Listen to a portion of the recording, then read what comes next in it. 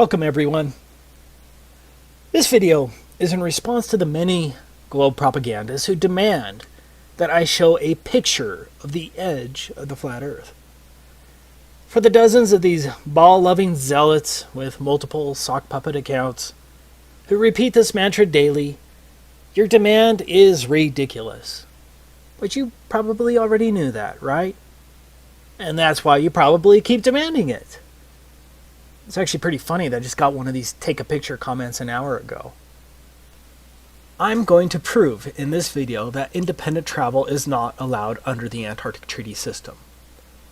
That fact alone should cause any thinking person to begin questioning our official models, because something big is being hidden from we, the plebeians, and we're not talking about penguins. For most flat earthers, based on the information that we can reasonably gather, Antarctica constitutes the outer rim of the known world. In other words, Antarctica is likely the shoreline to all of the world's oceans. Like a ring magnet, north constitutes the center of our flat earth map, and south is every direction away from the northern center. And before I get a dozen comments claiming that such a magnet is impossible, here's a ring magnet shown here. Notice that south is in every direction away from the center north magnetic pole. This is where the 60th south parallel is on a Mercator map.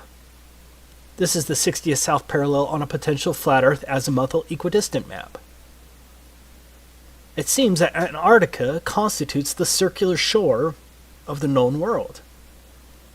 So, demanding that I take a picture of a possible edge of the earth, if any, requires me to not only travel below the 60th south parallel, represented by this circle, but also to cross the entire breadth of Antarctica. According to official numbers, Antarctica has a diameter of roughly 3,400 miles, and so that means our trek will include a long boat ride for hundreds of miles below the 60th south parallel, plus a minimum 6,800-mile round-trip hike across Antarctica. That's assuming the official model is correct. Maybe we could fly to one of the ceremonial pole areas, but that would still leave at least a 3,400-mile hike.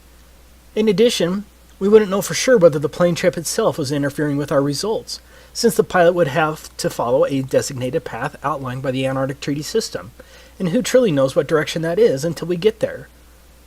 In order to be fully confident, we would really need to stick to the ground and have control over our own pathway, where we can control our direct southerly route opposite of the northern magnetic pole.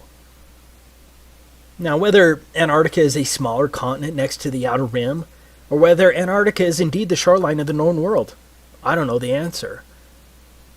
Flat earthers don't have a government budget to spend $1 billion to hire hundreds of cartographers and fleets of boats and planes to map the entire world.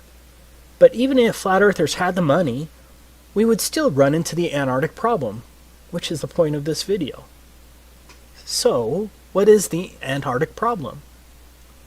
It is the fact that independent travel is not allowed below the 60th south parallel in any reasonable manner to make any determination as to whether Antarctica is the shoreline boundary circumscribing the known world, or whether Antarctica is simply a continent a little north of the true but unnamed southerly shoreline of the Earth's oceans. For all we know, Antarctica may be an infinite plain that is uninhabitable at further distances. Again, we don't know. But, as I will describe in this video, I suspect that Antarctica is the shoreline circumscribing the known world due to the unbelievable restrictions placed on travel there. Excluding a couple of questionable claims, the total lack of north-south circumnavigation only proves the same. But if I'm not allowed by our governments to independently travel below the 60th south parallel and then to traverse Antarctica over 6,800 miles, then I cannot take a picture of a theoretical edge, dome, or those other lands beyond the South Pole, whatever the case may be. But you probably don't quite grasp how much area is really being blocked off under the Antarctic Treaty System. Let's look at it from the alleged 60th north parallel, because this will give you an idea of the tremendous area blocked off to independent exploration. This is the area of the 60th north parallels. As you can see, the 60th North parallel includes all of northern Canada, Alaska, much of Russia, including St. Petersburg and other major cities, Finland, Sweden, Norway, Iceland, Greenland. It is huge. Now, why in the world is this much area blocked off at the south? Do you really think it's because of penguins?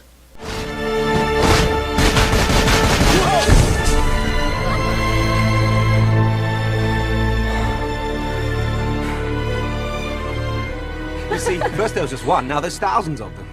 Are they trying to tell us something? So what's the problem? Well, among other things, we are messing with their food chain. And we have got to do something about it. We suggest a ban on all marine harvesting. Do you think the child propaganda from Happy Feet is true? The Antarctic Treaty was executed in 1959 and has been in place ever since. Think about it. No country had any real alleged concerns about the environment at that time. One of the more interesting facts is that the Soviet Union also ratified the treaty, and did so from the beginning on December 1st, 1959. Do you really think the Soviets were truly concerned about the penguins and the fragile Antarctic environment? In other words, America, the USSR, and the rest of the major countries of the world remain partners in generally closing Antarctica throughout most of the so-called fake space race, the Cuban Missile Crisis of 1962, the fake moon landings, most of the Cold War, the Vietnam War, the Six-Day War, the Soviet-Afghan War, and the collapse of the Soviet Union, which at that time Russia continued as a signatory in 1992. That's some peculiar cooperation transcending international conflicts, don't you think? Do you really think that the vast resources and strategic military benefits of Antarctica were multilaterally put aside because of penguins? Even North Korea has been a signatory since 1987. For some strange reason, the Antarctic Treaty has remained sacrosanct for nearly 60 years, regardless of worldwide conflicts. For the reasonable, objective person, alarm bells should be going off right now. As I was preparing this video, I found something else that's interesting. Out of all the flags of all the countries across the Earth, can you guess which one only shows a map of the country as the emblem of the country? You guessed it. Only one. Antarctica. Yeah, the one country they want you to know the shape of. That doesn't reek of programming, does it? Let me make this clear from the beginning. Travel to Antarctica is more difficult than travel to a military base. Sure, the military base may have a visitor shop near the entrance, but if you go beyond that visitor shop or another designated travel area without clearance, you're going to get arrested, or something worse. I'm sure I already have a few globe shields ready to pounce, armed with various inanities to counter my statement, but let's ignore the global spin. This video is about evidence and facts and the reasonable assumptions based thereon. So let's decide to take a theoretical trip across Antarctica to find the edge, if any. I'm not talking about going to the visitor center along the edge of Antarctica, or an overly expensive cruise to a small ice shelf along the edge with a small excursion, or a flight to one of the multiple ceremonial poles, and then straight back again. Yeah, that's not strange at all. I must reiterate, because I will get a dozen comments telling me to take a cruise or that someone's best friend went to Antarctica. I am not talking about a trip to one of the few designated tourist locations of Antarctica. I'm talking about a real trek, pointed directly south across the entire 3,400-mile breadth of Antarctica and back again to determine whether Antarctica circumscribes the known world and to possibly determine whether there's an edge, a dome, or whatever, and then take a picture of it. I'm talking about repeating the trek of Admiral Byrd and discovering that area as big as the United States that has never been seen by a human being on the other side of the South Pole, full of minerals and such just waiting to be explored. But strangely enough, there's left in the world today an area as big as the United States that's never been seen by a human being. And that's beyond the pole on the other side of the South Pole from Middle America. And I think it's quite astonishing that there should be an area as big as that unexplored. Okay, let's get started with our theoretical trip. So what is required to trek across the entire breadth of Antarctica? Now, I'm in the United States, and so we're going to examine it from the position of a slave of the U.S. But the rules are going to be the same for all 53 signatory countries of the Antarctic Treaty, and everyone else, since these countries all enforce the same provisions. To begin with, we need to understand that anything below the 60th south parallel is referred to as the Antarctic Treaty Area. What does that mean? That means I'm generally not allowed within hundreds of miles of Antarctica, from approximately 400 to 900 miles, without obtaining a permit to do so. Now, the U.S. government has recorded that some sailors have seen the mountain ranges of Antarctica at 300 miles distance while sailing.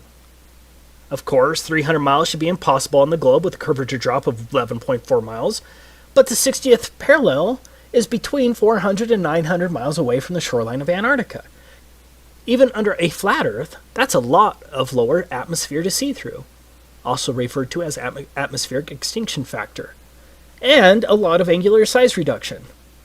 Despite the claims of the ignorant globe zealots, you can't see through that much lower atmosphere. In other words, I can't even see Antarctica from the ocean without first obtaining a permit from the U.S. State Department, or whatever department that controls that in your country. Taking a trip to the 60th South Parallel isn't going to accomplish anything, and so we're stuck with getting a government permit. So let's go through the steps to obtaining a permit from the U.S. State Department. This is the handbook of the Antarctic Treaty System. These are the rules that govern all signatories to the treaty. We'll be citing to it regularly as it lays down the rules that govern the Antarctic Treaty beyond the fluff of the treaty language itself. Most importantly, we're going to look at the rules governing non-governmental activities located here, and some of the rules regarding the protection of the environment located here. Now, as a U.S. slave, this is the first form you'll have to submit to get approved to travel to Antarctica. The form itself seems rather innocuous until you understand exactly what is involved in the application process.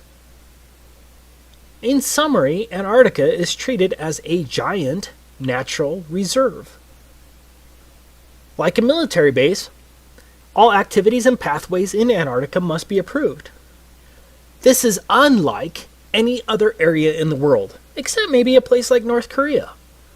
So, when I say that no independent travel is allowed below the 60th South Parallel, I'm stating an admitted fact well recorded as international law.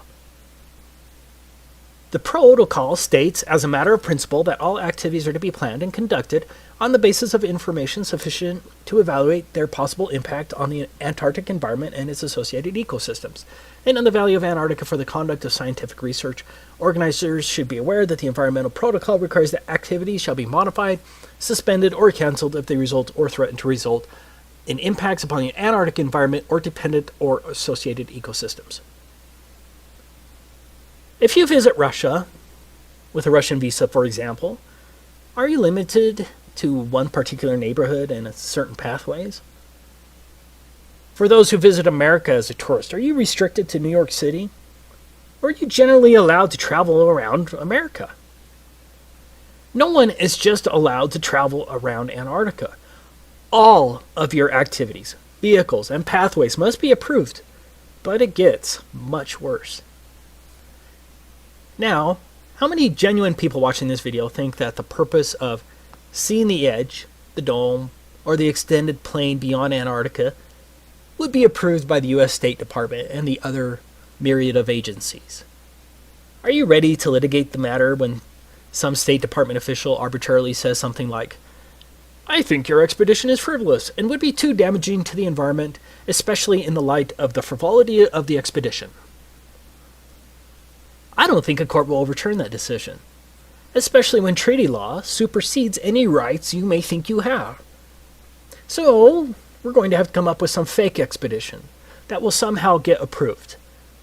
Let's say we're a tree-hugging Luciferian geologist conducting a comprehensive analysis of the global carbon footprint on Antarctica and its flora and fauna.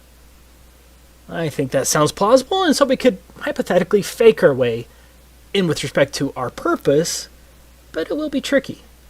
Okay, I'm not advocating that anyone break the law. This is all theoretical. That brings us to the next point.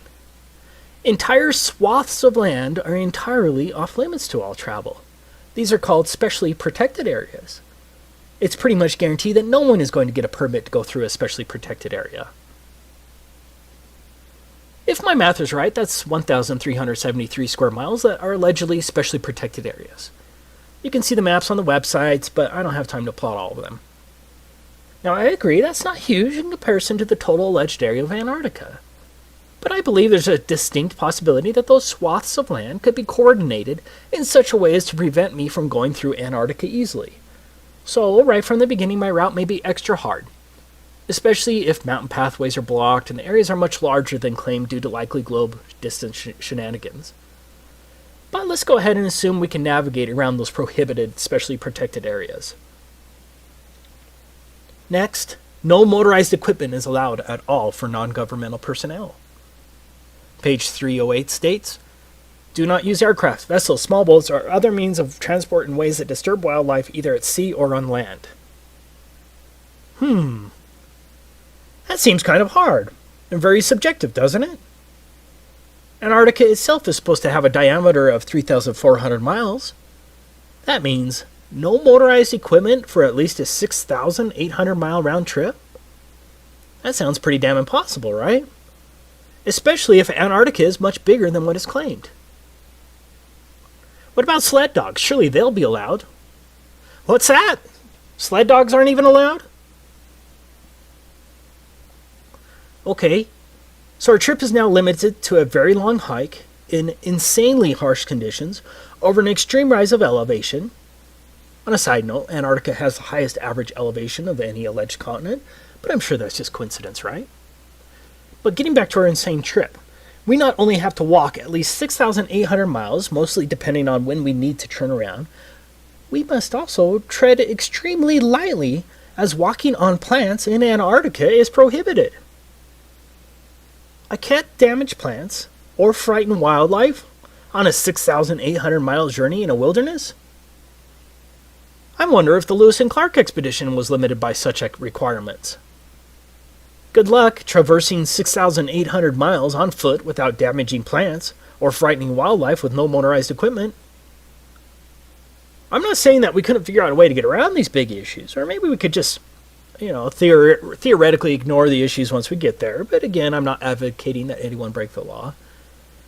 I'm saying that these are listed enforcement rules under the Antarctic Treaty System.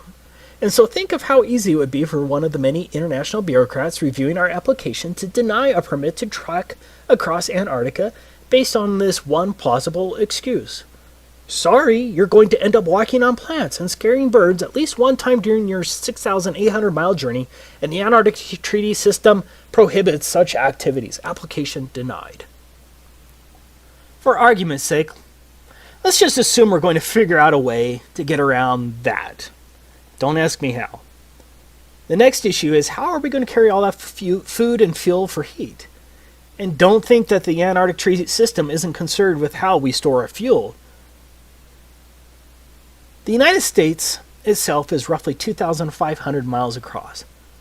So imagine the difficulty of hauling food, climbing at extremely high and unknown elevations, and carrying all of your extremely warm gear and supplies across the United States from coast to coast and back again, all on foot with no food stops along the way.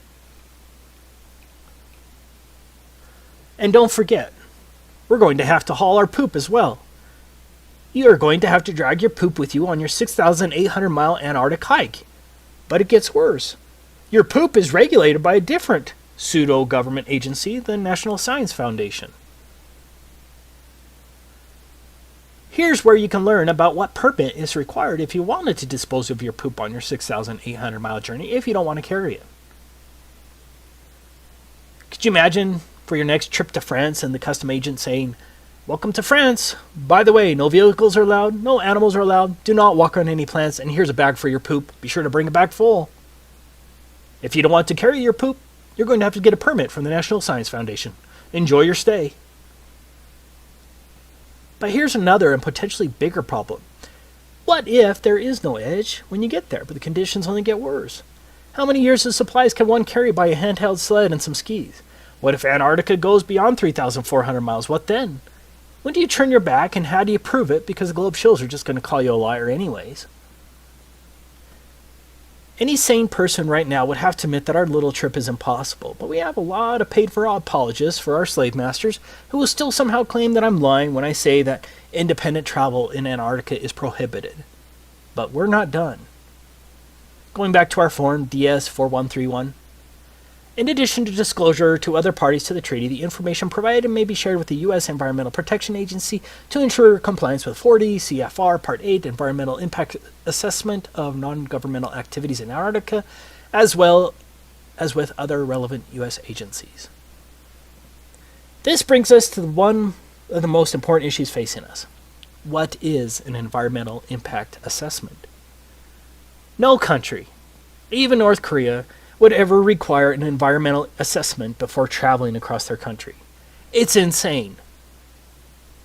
Here's the definition of an environmental impacts assessment in the U.S. Code of Federal Regulations. Environmental impact assessment means the environmental review process required by the provisions of this part and by Annex 1 of the Protocol, and includes preparation by the operator and U.S. government review of an environmental document and public access to and circulation of environmental documents to other parties and the Committee on Environmental Protection as required by Annex 1 of the Protocol. Well, let's see what the Committee for Environmental Protection says.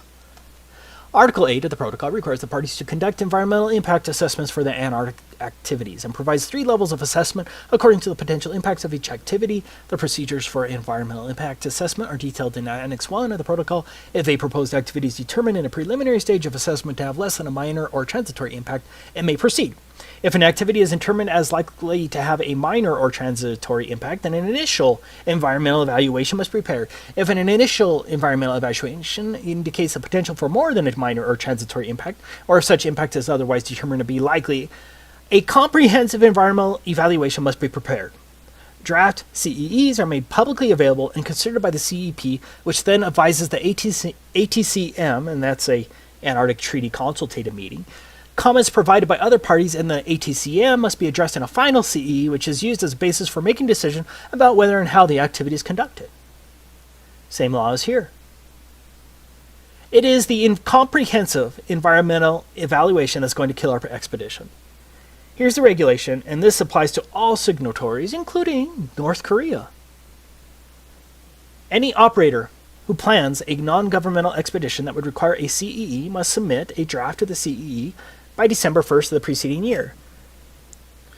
Within 15 days of receipt of the draft CEE, EPA will send it to the Department of State, which will circulate it to all parties to the protocol, and forward it to the Committee for Environmental Protection established by the protocol, and publish notice of receipt of the CEE and request for comments on the CEE in the Federal Register, and will provide copies to any person upon request.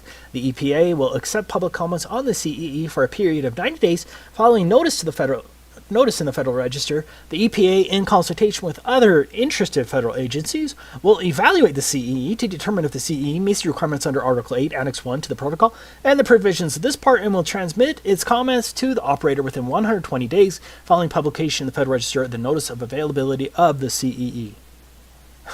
So, now, I'm sure most of you probably just went brain dead when I read that, so let me explain it.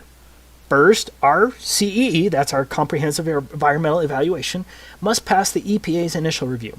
Not an easy task. Next, the Department of State, along with its Office of Ocean and Polar Affairs Bureau of Oceans, Environment, and Science, must review it. Next, it will be sent to all parties. That's 100 countries, by the way. Next, your assessment must be approved by an international bureaucracy called the Committee for Environmental Protection. After their highly unlikely approval, the EPA will then publish it in the United States Federal Register. Now, why would they do that? Because any supposed private tree-hugging group can now sue to stop you from going there. Once that is done, assuming you haven't been sued, then the EPA, along with all of the other interested federal agency, whatever the hell that means, evaluates it again. Do you realize the amount of legal work this would entail? Do you realize how easy it would be for any one of hundreds of entities or thousands of bureaucrats to halt your expedition? Again, this applies to all countries. One person in the comments of my last Antarctic video claimed that it wasn't necessary in the United Kingdom. Well, he lied. The environmental or Madrid Protocol is part of the Antarctic Treaty System and applies to all countries. Here is the requirement on the UK application if you're interested.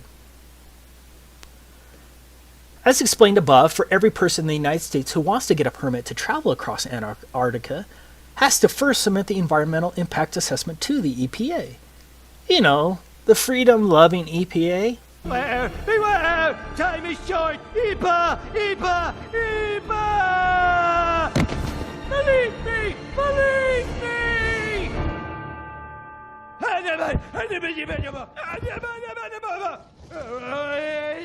Thanks for listening.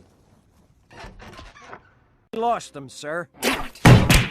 Well, then you find them, and you get them back in the dome. And to make sure nobody else gets out, I want roving death squads around the perimeter 24/7. Do you know what the environmental impact statement costs? This is very similar. A typical environmental impact statement costs from $250,000 to $2 million. And those are a lot easier than this comprehensive environmental analysis required under the Antarctic Treaty. For us, the biggest problem is that you would have to incur the expense of the environmental impact assessment before you know if you're denied, due to whatever arbitrary claim a bureaucrat can think of. Do you see how difficult this environmental assessment will be? How would one know the environmental impact on an area which you've never been to, and very little information would be available? With a normal environmental assessment, you'd be able to send an engineering firm to the location to make the assessment with attorneys who would draft the statement. In this case, you can't send an engineering firm all the way to Antarctica, and so you have to hire Antarctic experts who have been to the same places you're planning on walking through. Now, how many of those do you think there are? I say that we can safely assume that the price of getting an environmental impacts assessment approved by the EPA and the international agency would cost millions, assuming no supposed private group sues you once it's published in the Federal Register. Do you have more than $2 million to spend for an environmental impact assessment? And then, what if the EPA or the Committee for Environmental Protection or one of the other agencies says no? Maybe that not enough information was provided. Are you ready to spend another $2 million to fight that in court? But you still have to have your purpose approved. Do you see the problem there? You would likely spend millions on getting the environmental impact statement, only later to have some official at the International Committee for Environmental Protection reject your purpose in Antarctica. You would truly gamble millions in this silly endeavor. To learn more about the environmental assessment procedures with the Committee for Environmental Protection, you can research it here. See also, let's get to the final issue we're going to run into. 7 countries claim territorial rights to various parts of Antarctica. Argentina, Australia, Chile, France, New Zealand, Norway, and the United Kingdom all maintain territorial claims in Antarctica. I did find it interesting that the USSR never claimed territorial rights to Antarctica. Yeah. I'm willing to bet that my trip across Antarctica is going to need other permits from other countries based only on territorial claims. Getting more permits or visas from other countries who have alleged territory in Antarctica? Yeah, that shouldn't add too much to our already strained budget. Now, just for the propagandist who's going to claim that's not true, I quote, "The Antarctic Treaty puts aside the potential for conflict over sovereignty for providing that nothing that occurs while the treaty is enforced will enhance or diminish territorial claims." Meaning, the territorial claims trump. So, the next dumb shill who demands that you take a picture of the edge or that anyone can go to Antarctica and see for themselves that it's a continent, be sure to point out what a damn idiot they are, and then share this video because everything in here is fact that anyone can look up, and I'll try to have all the links in the description. Of course, the lying minions from the Ministry of Truth will spin and call you names, but at least the rest of the world will see the liars for who they truly are. This is Taboo Conspiracy, signing off. In case I don't see ya. Good afternoon, good evening, and good night. Yeah.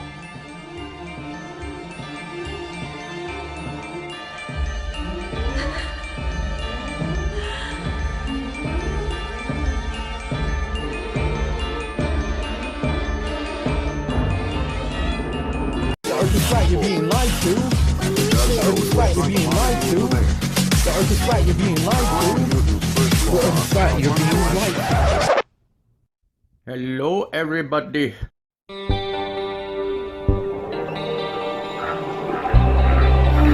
Now the south is a plateau. It gets in some places 14,000 feet up. I've been over areas of